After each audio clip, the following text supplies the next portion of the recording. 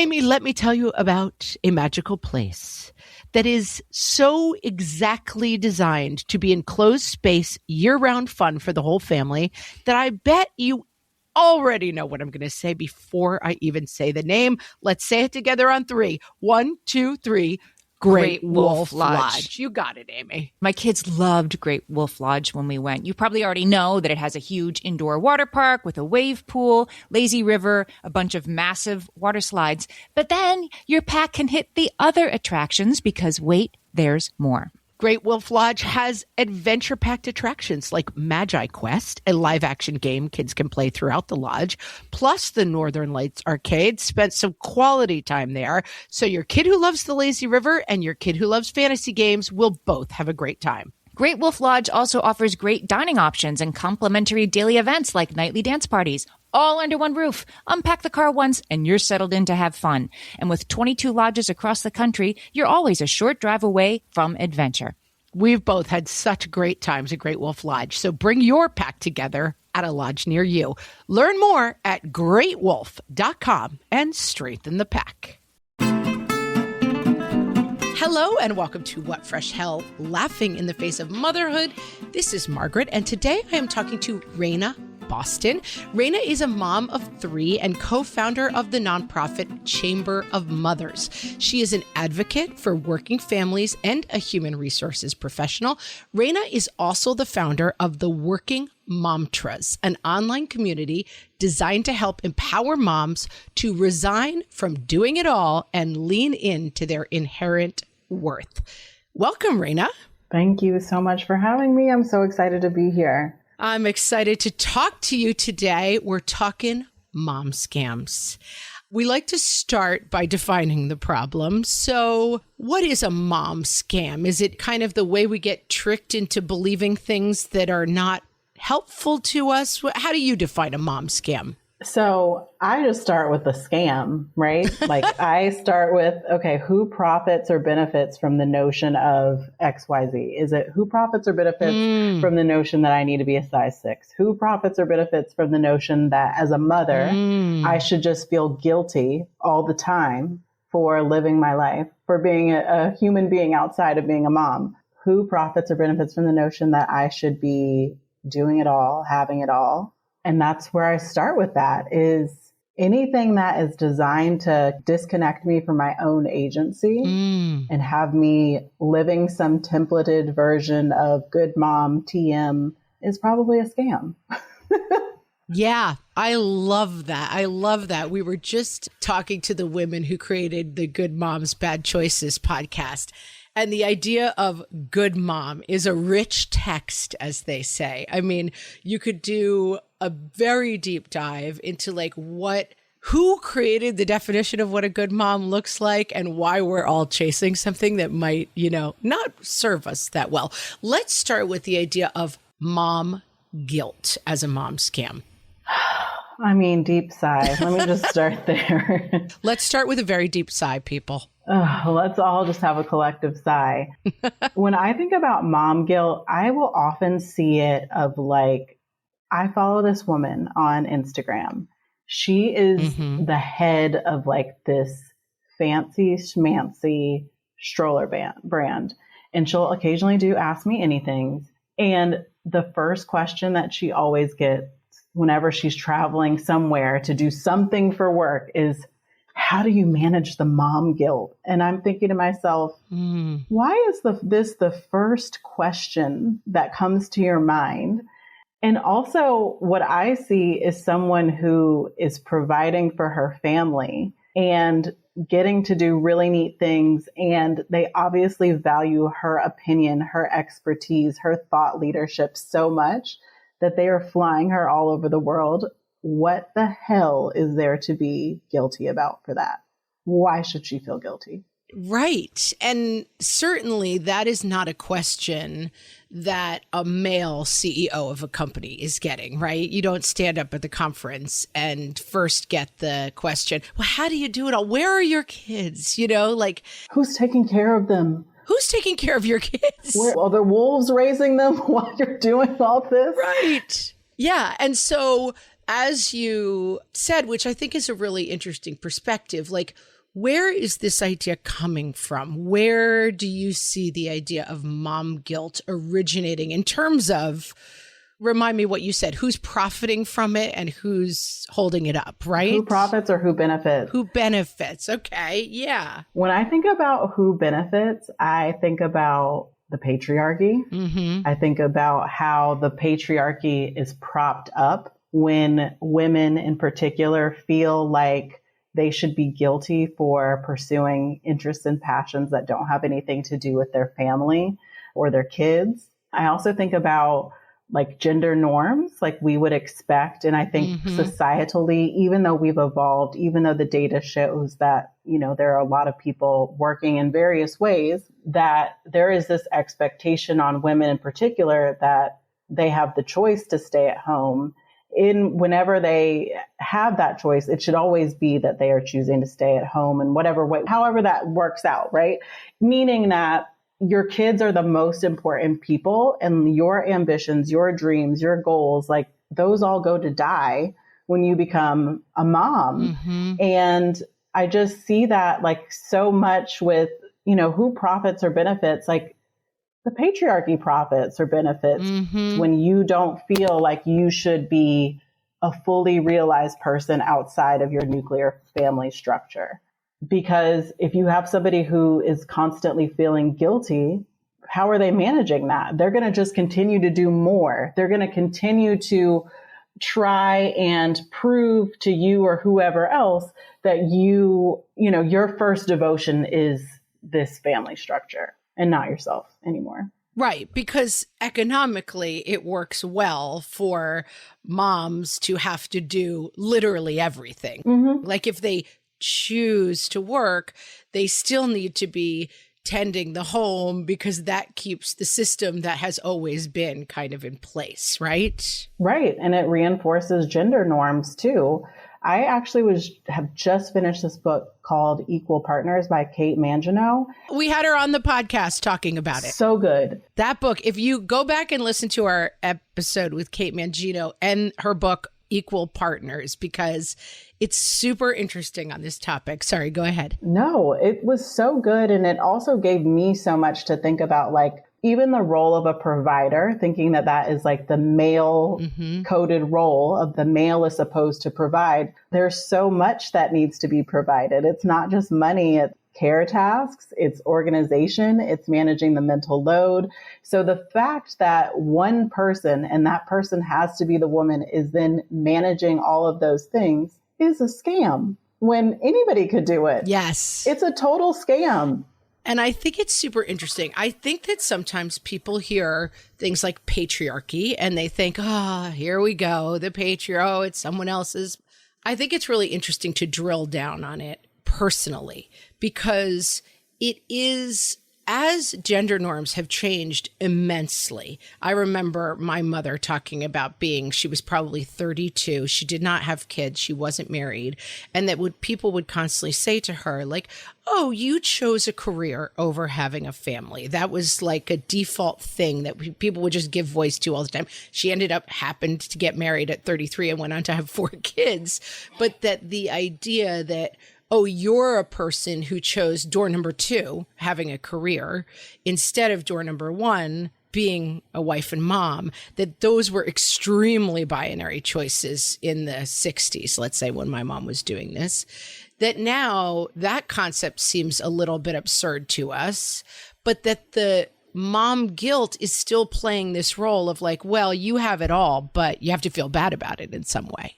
Yeah, I think so. But I also think about, well, I feel like when we say, can you have it all? It means, can you have everything that a man has, right? You have the career, have the family, have the house that's sparkling. But I feel like by and large, men have it all because women or their female partner do it all. Mm-hmm. So I don't think that there's ever going to be any having it all for women, so long as they're also having to do it all too. There's just not, there's not enough space, time, energy. So the scam is you're constantly chasing that thing, but you're saddled with all of the things that, if you're thinking about a male coded role, they're able to have it all because somebody's doing all of those tasks that they're not sharing the equal weight in. And so I don't know. I've just been kicking that around the office since I read that book. Wow. Like it's a fool's errand to ever think that women can have it all so long as they're still also expected to maintain the home, have kids that look and behave perfectly, who are constantly being asked if, they feel mom guilt for being a person outside of their family structure. Mm-hmm. It just feels like a Sisyphean task. Yes, it feels like it intellectually and also day to day. It really feels like a Sisyphean task. I'm talking to Raena Boston, and we will be right back. Hellions, it's time for some spring cleaning, and I don't just mean the coat closets. Doing your financial spring cleaning can actually be super easy when you let Monarch do your financial spring cleaning for you. One dashboard that gets your entire financial life organized. No more clutter, no more mess, no more logins scattered everywhere, just accounts, investments, property, and more, all in one place. Get your first year of Monarch for half off, just $50 with promo code FRESH. Monarch allows you to look not only at what you've already spent, but also to plan for the future. With Monarch, you can set savings goals, plan for big purchases, and notice spending trends before they become a problem. I can generate cash flow reports that show me what we spent this quarter, this month, what we're probably going to spend next month, and feel prepared, organized, and knowing how to plan for the future. No more surprises and a lot more clarity. Try Monarch. Use code FRESH at monarch.com to get your first year half off at just $50. That's 50% off your first year at monarch.com with code FRESH. My favorite skincare products actually feel more like self-care, like they're so nice to put on and they smell so good that I'm actually happy when I get to that part of my day. And I swear that is how I feel about Osea's anti-aging body balm. Amy, you are usually the lotions and potions queen on this podcast, but I have to say, hard agree. Osea's anti-aging body balm is a liquid silk body balm that combines the lasting hydration of a lotion with the firming power of a serum, leaving skin smoother and firmer. This body balm is clinically tested and designed to deliver visible results you can see and feel. So we've gotten to use this product for a couple of months now, and I swear I have really noticed firmer and smoother skin, like on the back of my hands. It's like getting a mini spa treatment from head to toe. Get a spring-worthy glow with clean, clinically tested skincare from Osea. And right now, we have a special discount just for our listeners. Get 10% off your first order site-wide with code FRESH at OseaMalibu.com. That's 10% off your first order with code FRESH at OSEAMalibu.com. All my kids learned to swim when they were little. It was super important to me that they be confident and safe in the water. There was only one problem with that, taking them to swim lessons. I mean, the pools were freezing. There were always cranky adults doing laps right there. And it was definitely not, for any of us, what you would call fun. Amy, heard. But now there's Goldfish Swim School. Goldfish takes a really thoughtful approach to swim lessons, combining research-based teaching with a warm, kid-friendly environment that actually helps kids thrive in the water. Every detail at Goldfish is thoughtfully designed to create a golden experience, from shiver-free, warm indoor pools to comfy waiting areas for parents to professionally trained lifeguards on deck. Goldfish uses an approach called the science of swim play, which combines guided play with proven teaching techniques to help kids learn to swim, build water safety skills, and gain confidence, all at their own pace. Lessons are designed to meet kids exactly where they're at. If you've been thinking about swim lessons or just wondering where to start, this is a great opportunity. Right now, Goldfish Swim School is offering a waived membership plus your child's first lesson free at participating locations. Just visit goldfishswimschool.com/free to find a location near you and enroll using promo code FREE. That's goldfishswimschool.com/free, promo code FREE. So as we talk about this concept of mom scams, I really like this idea of like breaking down these ideas in terms of like, this is a scam. We're being put on by this notion and we are being fed this complete illusion of, as you say, the idea of having it all actually doesn't exist in the way that our systems currently operate. So Is the idea then to try to operate outside the system, dismantle the system? Like what, when we think about this idea of starting to dismantle mom guilt, do you think it starts internally and works outwardly and works backwards? How do you see that? I think first it has to start internally, right? So when I encounter mom guilt in my own life, I need to ask myself, is this like true guilt? Am I truly feeling guilty for something? Or is this something somebody else has handed to me? Is this a societal expectation? Is this mine to own, or can I give it back to that person, entity, system, structure, whatever? I think that's a really good first step, and also asking who profits or benefits from my guilt or whatever the case may be. And then I think once you start to question that in yourself, you're going to have no choice but to want to knock all this stuff over. Right. Because you're going to see, you're going to be able to identify the scam in yourself first, but then you're going to start to be able to see it societally, structurally, systemically. And, that kind of leads me to my work with Chamber of Mothers is we were all mad as hell that we were on the precipice of having paid family leave in this country. And it just got taken away, particularly after women and mothers put this country on our backs to prevent economic collapse and keep this thing moving, to keep our kids educated by homeschooling, to work from home and manage all of these things at one time. And so to be so close to having paid leave, to be able to take care of ourselves, bond with our children. And on the flip side, this was paid leave that was for chosen family. It was for everybody. So, we often see, or something that I encounter a lot in my work, is that men don't feel like they can take leave when their partner has a baby. And so when you think about how gender roles are such a scam in that way, that they would have somebody believe that it's not important for them as a male or a man, in this very heteronormative way that I'm speaking, to take care of their partner after this big, life-changing, earth-shattering, marriage-shifting event. It's a scam. Like, I just can't. That is kind of what drove me into the advocacy piece of this work of creating systemic change. But it was first started with me seeing it in my own life and questioning things within my own life. I think it's really interesting, something that you hit upon, because I think sometimes we talk about gender roles, patriarchy, and people feel like, this is a fight between genders somehow, or this pits us against our spouses somehow. And I think one of the things you tapped into there, what's really vital to this, is these kind of systems don't really serve anybody. The idea that you can't be home if you're a male, you aren't expected, or you have to fight to be home with your family, to spend time with your kids. There's a negative impact for men in this equation as well. Absolutely. So there's a study, and I think it was done by McKinsey, and it said that men who take paternity leave have deeper bonds with their kids. Their relationships improve. They take on more of the mental, emotional load. They take on more, are able to better notice the things that happen in the home. And I think to myself, that is how we get to gender equality. That's how we get to parity. That's how we get to any type of advancement, is both people feeling that weight, both people having that time to bond and connect. The other thing that I think about, and I feel like the thought just left my mind, is when you say that it harms all of us, one of the pushbacks that I get to men taking leave is they'll say, or the woman in the relationship will say, well, my husband, he was going to miss out on a promotion. He was going to miss out on a bonus. He was going to miss out on this. And I said, you're so close to the point.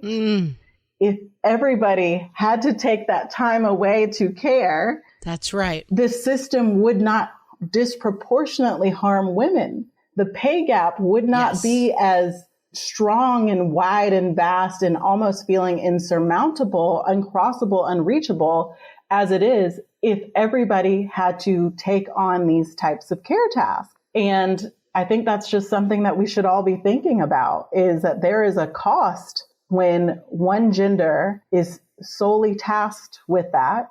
And it also reinforces and perpetuates harmful systems.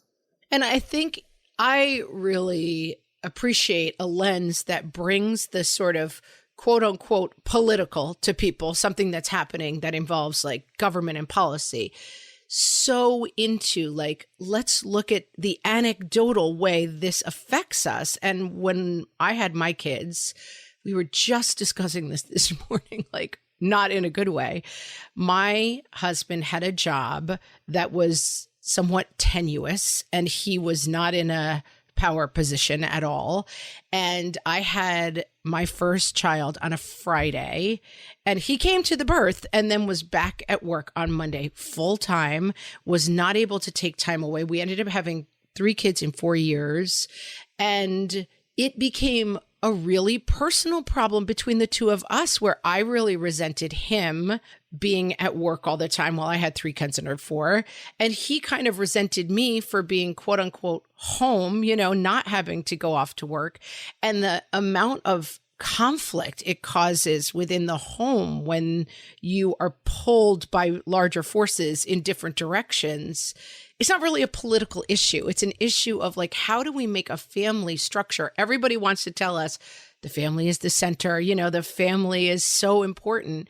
But then if you have to do work that kind of pits husband against wife and spouse against spouse, it's not political. It's very, very personal. It's happening within your own home if your spouse does not have the option to take some time off and be with his family. I feel like parenting has been one of those things that has radicalized me the most into seeing that the way that I have chosen to procreate, have kids, have a family, how that has radicalized me. And I feel like we could be doing better for people in this nation on so many different levels. And also the only way to do that is through political action. And also the systems and the structures in place make it so that we are so tired and beaten down that how could we possibly engage to make the personal political in making our voices heard and creating systemic change. You mentioned like the forces kind of pitting each other against one another. And we tell women that the best thing they could do is be there for their kids, especially when they're little. Don't miss a moment, blah, blah, blah, blah, blah. Right. But we also at the same time don't treat that as work. It is work. It is labor. It is vital. It is, I mean, I could go on and on and on about how stay-at-home parents work. That is work. Yeah. And so to even be able to recognize that like within a marriage, within a partnership of me being home allows you to do whatever it is you do all day in your office and succeed without having to worry about all of these things, without having to manage all of those things. And I also think another scam is to say that stay-at-home parents don't work. They absolutely do work. It is absolutely labor. Absolutely. And it's the kind of thing I feel like we acknowledge on like Hallmark cards. It's like, oh, the hardest job in the world. But right, that's where it stops. The kind of acknowledgement of the hardest job in the world, but not seeing at all, that not attaching any financial it's platitudes, realities and gain to it. Yes, that you don't see. That's right. That like the ability to actually connect parenthood and work in an equitable way for both partners, it does sometimes seem 10,000 miles away. Right. I also think that in and of as much as possible, stay-at-home parents should be talking about their work as work. I don't think that I see kind of a push to say like, we shouldn't say working mom, or we don't call working dads. And, you know, there's reasons for that, right? But like, what if we all just talked about the work that we're doing as work? Yeah. It doesn't mean like I enjoy a lot of the work that I do and it's still work. I enjoy being a parent and it is still work. So what if we talked about our work inside and outside the home as work? Yeah. As opposed to trying to declassify it as of not using those terms. What if we just broadened it? Yeah, I'm all in. I'm all for broadening it. I am talking to Raena Boston, and we will be right back. At DSW, we ask the important questions, like, what shoes are you going to wear? Whether you're prepping for wedding season, festival season, or just planning the ultimate vacay, the right shoes can make or break an RSVP. So own the moment. You've got big plans, and we've got just the shoes. At the perfect price, of course. Get ready to get ready with Designer Shoe Warehouse. Head to your DSW store or dsw.com today and let us surprise you. Amy, when I'm having a good hair day, it usually makes my whole day better. And that's why on every day, I'm taking Nutrafol. Nutrafol is the #1 dermatologist-recommended hair growth supplement brand, and it's the #1 hair growth supplement brand personally used by dermatologists. Nutrafol's hair growth supplements are peer-reviewed, NSF certified for sport, and clinically tested. Nutrafol offers multiple formulas for men and women tailored to different life stages and lifestyle factors, so you get support that's actually right for you. Adding Nutrafol to your daily routine is easy. Order online, no prescription needed, with automated deliveries and free shipping to keep you on track. Let your hair be one less thing to worry about. See visibly thicker, stronger, faster-growing hair in 3 to 6 months with Nutrafol. For a limited time, Nutrafol is offering our listeners $10 off your first month subscription and free shipping when you visit Nutrafol.com and enter promo code LAUGHING. That's Nutrafol.com, spelled Nutrafol.com, promo code LAUGHING. I want to talk a little bit more. You talked about it before the break about Chamber of Mothers and federal paid family leave. And I want to really drill down to the smallest piece of it and imagine that we are talking to people who have never heard the term federal paid family leave and can you tell us what it is, why it's important, and what the status of it is currently? Sure. So we say federal paid family leave, and what I mean by leave, it's time away to take care of yourself if you're sick, time to recover after childbirth, time to take care of an ailing or sick loved one.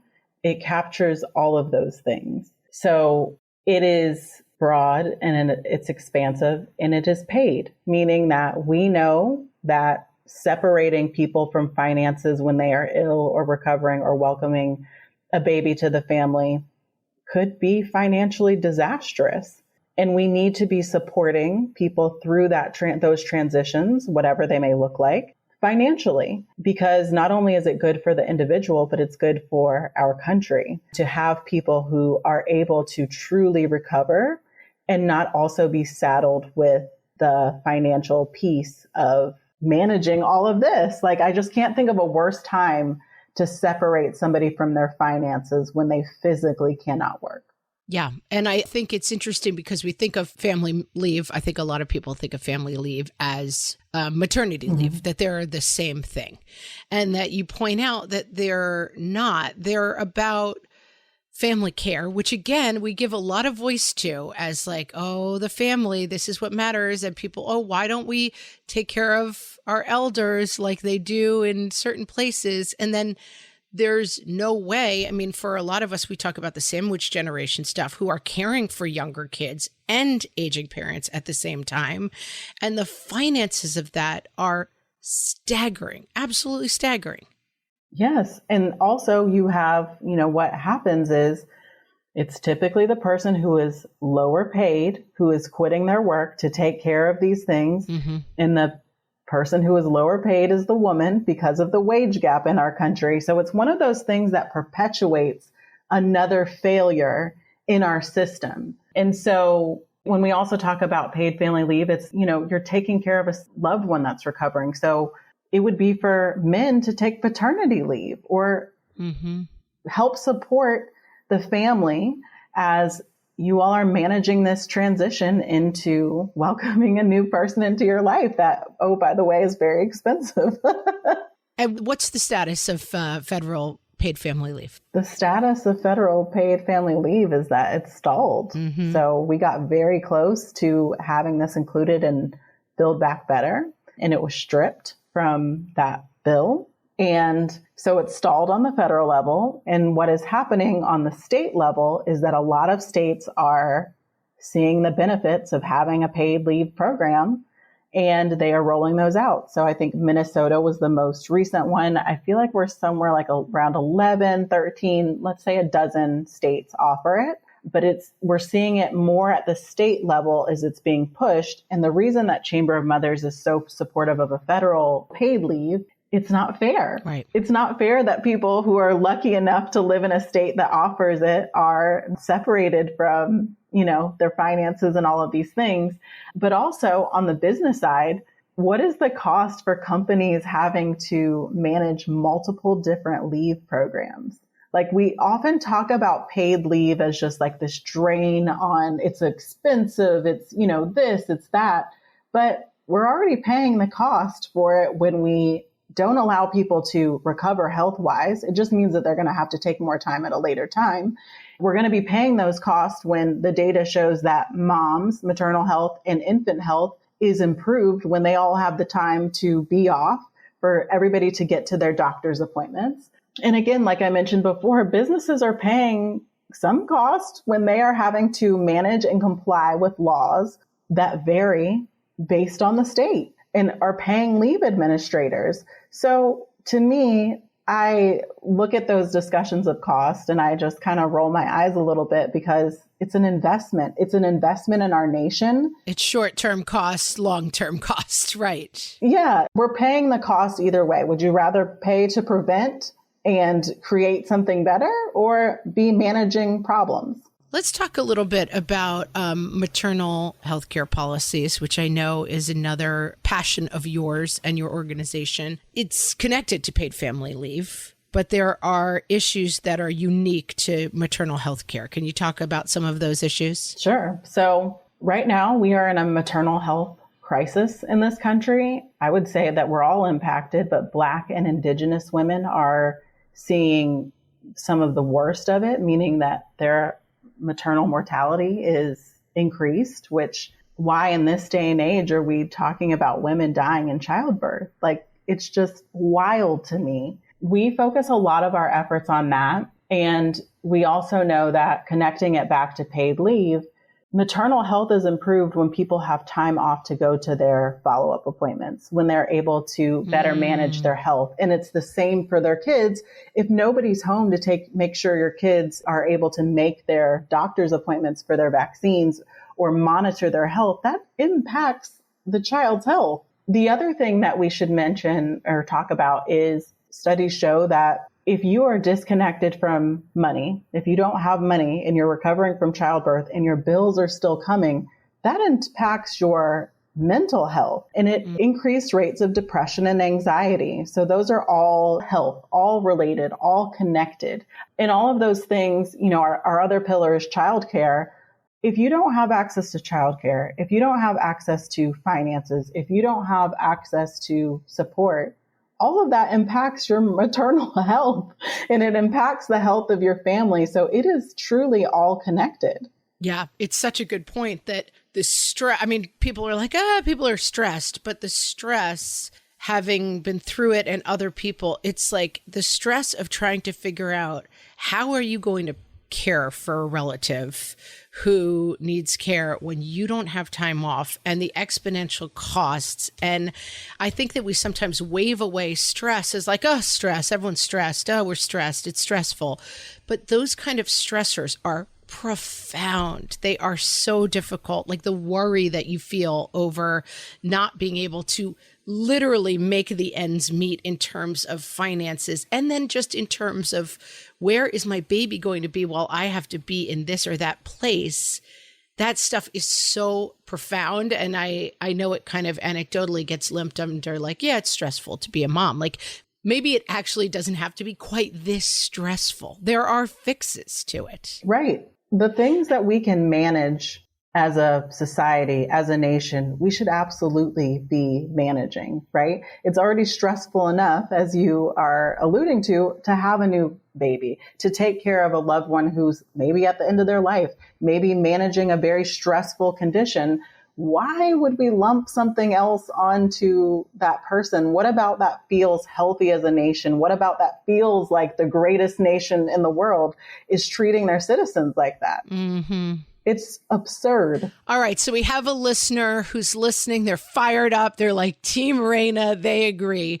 How can they get involved? How can they find Chamber of Mothers and get involved with this work that you're doing? Sure. We are very active on Instagram, so you can find us on social media there. You can go to our website and opt into our emails, and that's where we are talking about in depth more about what we're doing. We are doing legislative fly-ins, so we are able to actually talk to lawmakers on both sides of the aisle about, the things that we're seeing, the things that we are advocating for. We have another fly-in scheduled for the end of July, where we're going to be talking specifically about the momnibus and how that's, coming back up and how we are advocating for the policies that are included in that bill. And we also talk about chapter meetings. So one of the cool things that we've actually rolled out is local chapter meetings where you can get plugged into your community along these 3 pillars, and you're doing it with somebody else. So you're not going it alone. I know that politically it can feel so overwhelming. I'm just one person. Mm-hmm. How can I make change? I have so much going on. And we found that when people are able to do this in community and feel like they are working towards a common goal of really, which is uniting mothers as advocates to create the country they'd like to bestow on future generations, and they want their kids to inherit, that is really powerful. Mm-hmm. And so I would just encourage you to find us there, to subscribe to our emails and follow along with us and join us. And like you said, I like the idea that you're talking to people from both sides. It's not politics like we've come to think of it. Like I'm red, you're blue, and we hate each other. It's the politics of moms and coming from a place of we're going to advocate for what makes sense for mothers. Exactly. And I think that we've talked a lot about paid leave. Paid leave has bipartisan support amongst voters. Mm-hmm. They really want it. It's popular.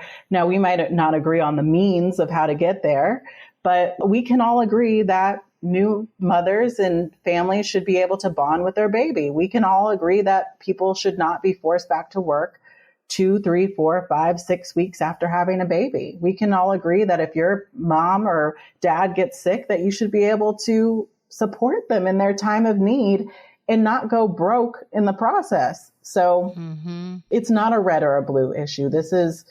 We are creating a country that makes sense for all of us. We will link to Chamber of Mothers in the show notes so you can find them. Also, Raena, I want to talk to you before you go about Working Momtress. Oh, okay, sure. So this is my passion project where I write a lot about working motherhood. And I just want to caveat that by saying all moms work. Yes. And I talk a lot about the scams of motherhood. I talk a lot about not doing it all. And I talk a lot about, I know that, yes, of course I'm a mom, but that's not the only thing that I am, right? There are things that I am passionate about. And that one of those things is writing. So I write a lot about my experience of being a mother, of being a mom that also works in the corporate sense. And we've created a fun little community over there over the past couple of years. Super fun, very insightful. You talk, one of the things that resonated a lot with me is the that mom, trying to be that mom. And we talked a little bit about it, having it all and it's a lot about, I think, self-acceptance, and Yes. figuring out how to be the mom that makes sense in your own life and not the mom that some larger system or some Instagram post has convinced you that you're supposed to be. Exactly. It's about doing a whole lot less and being happy with that. And when I say doing less, I mean doing enough. We are all doing enough. Yes. There is nothing else that we need to do to be more worthy. If we make the cute bento box lunch with the fun cutouts of the sandwiches, we are not as a mom or better or worse. It just is. It can be neutral. You can just, if that lights you up, if that brings you joy, as Marie Kondo would say, do it. If it doesn't, right, get them the school lunch. It doesn't make you a good or bad mom. You're already doing it. It's such good advice, and we will link to Working Momtress as well. Raena, this was a great conversation. I know you got a bunch of our listeners fired up. They're going to be coming to find you at Chamber of Mothers. We will link to everywhere you can find Raena. And Raena, thanks so much for talking to us today. Thank you so much for having me. It was a pleasure.